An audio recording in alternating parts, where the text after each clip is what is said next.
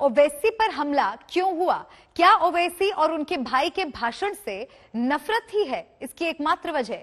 क्या जो 2 आरोपी गिरफ्तार हुए हैं सिर्फ वही दोनों हमले में शामिल थे, या इस हमले के पीछे कोई ऐसी साजिश है जिससे पर्दा उठना अभी बाकी है? देखिए इस केस में अब तक का खुलासा। चलाने वाले वही लोग हैं जिन्होंने महात्मा गांधी को कत्ल किया। मैं जेड कैटेगरी सिक्योरिटी नहीं चाहिए मुझे। मैं आजाद जिंदगी गुजारना चाहता हूं। मैं घुटन के साथ जिंदा नहीं रह सकता इस दुनिया में। गोलियां यूपी के छिजारसी टोल प्लाजे पर चली और उसकी गूंज संसद तक पहुंच गई।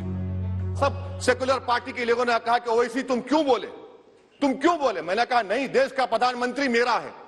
सिक्योरिटी ब्रीच हुई तो एक्शन लेना चाहिए, मगर 4 मर्तबा के एमपी पर कोई 6 फीट के फासले से 4 गोली चलाता है।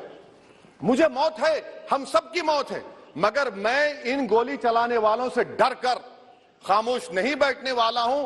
और मैं दुआ करता हूं कि उत्तर प्रदेश में पुरअमन पोलिंग होगी इंशाअल्लाह। उत्तर प्रदेश की जनता गोली चलाने वालों का जवाब बैलेट से देगी।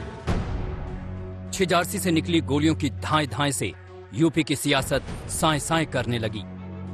ये साजिश ये है कि एक लीडर की सिक्योरिटी होनी चाहिए और आखिरकार गुंडे बदमाश या इस तरह के लोग जो किसी पे भी हमला कर सकते हैं वो अभी भी खुलेआम घूम रहे हैं। तो 4.5 साल आखिरकार सरकार क्या कर रही थी? और ये सरकार दावा करती है कानून व्यवस्था सबसे अच्छी है। तो कानून व्यवस्था अगर सबसे अच्छी है तो कोई राह चलते टोल पे खड़ा है उसको गोली मार रहा है, क्या कानून व्यवस्था है ये सबसे बड़ा लॉ एंड ऑर्डर का सवाल है।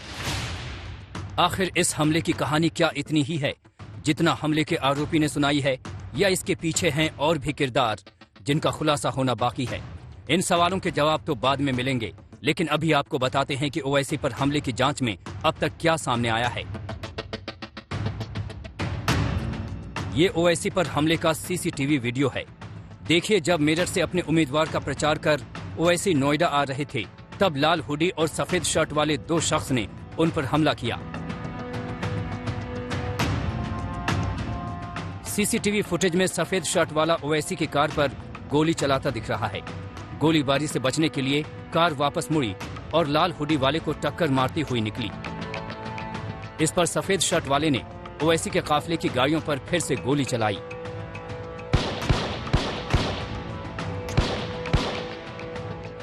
हमले के आरोपी सचिन और शुभम से पुलिस ने लंबी पूछताछ की है।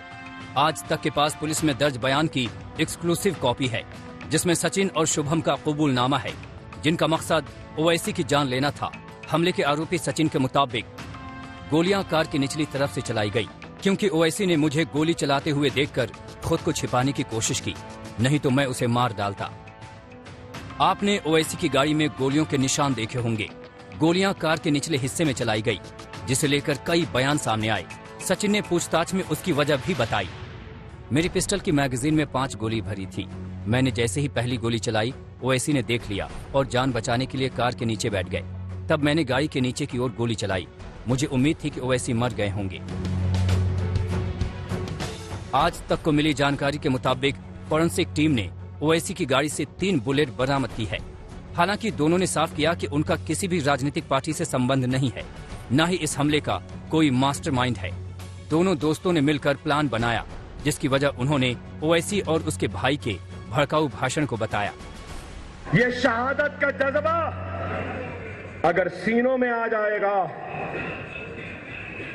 तो खुदा की कसम, ये कोई गौ रक्षक, ये कोई बजरंग दली, कोई भी आरएसएस वाले, कोई भी हमारा बाल भी विंगा नहीं करता।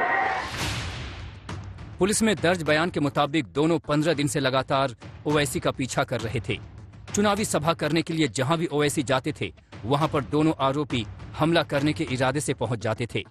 मेरठ में भी हमला करने का इरादा था, लेकिन भीड़भाड़ के चलते मेरठ में हमला नहीं किया जा सका। ये दोनों सोशल मीडिया के जरिए ओवैसी की लोकेशन की रैकी करते थे। समर्थकों की पोस्ट से उसकी रैलियों की जानकारी इकट्ठा की। हमले के लिए किठौर से अवैध असलहा खरीदा था। मेरठ में भीड़ ने हमले के मंसूबों पर पानी फेरा तो दोनों ने टोल प्लाजा के पास हमला करने की साजिश रची। मेरठ से ऑल्टो तेज भगाकर ओवैसी से पहले टोल प्लाजा पहुंचे। गाड़ी पास के जंगल में खड़ी की। ओवैसी की गाड़ी की पहचान की और जैसे ही गाड़ी टोल नाके पर पहुंची ताबड़तोड़ गोलियां चला दी। –